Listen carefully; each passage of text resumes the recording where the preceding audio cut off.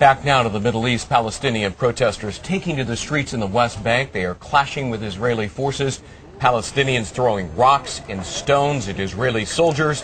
At least 360 Palestinians have been killed since the raid began. Many Hamas militants, but also a number of civilians.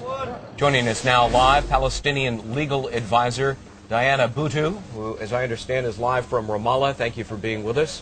The Israeli military launched its attack on Gaza because Hamas simply would not stop firing rockets into Israel. Would you agree that Hamas is to blame for all of these terrible Palestinian deaths? Absolutely not. You are blaming the victim.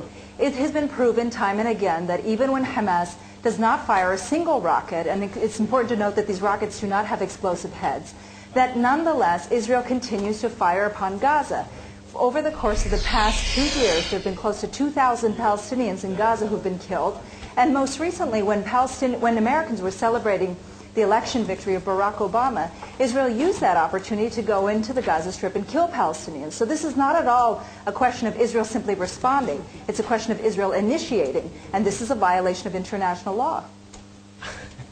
Boy, you are completely misrepresenting the facts, but I'll move on. Hamas deliberately places its command sites and arsenals in heavily populated residential neighborhoods, including schools. They use innocent civilians, including children, as human shields. So isn't Hamas also to blame for the very high death toll in Gaza? Absolutely not. You have never been to the Gaza Strip. You don't know what it looks like. The Gaza Strip is a very densely populated area, and the places that the Israelis are targeting are not military installations, but actually government offices that were once the offices of the President Mahmoud Abbas. There are hospitals that they have targeted, there are schools that they have targeted, there are mosques that they have targeted.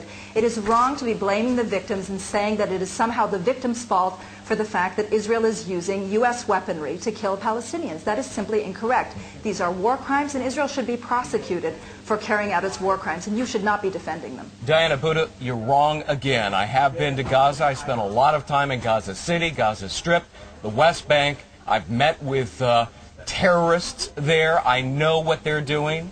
And you're simply wrong in assuming that I've never been to Gaza and I don't know what I'm talking about. Diana Buttu. You are wrong, and you are wrong in your characterization of what is happening there.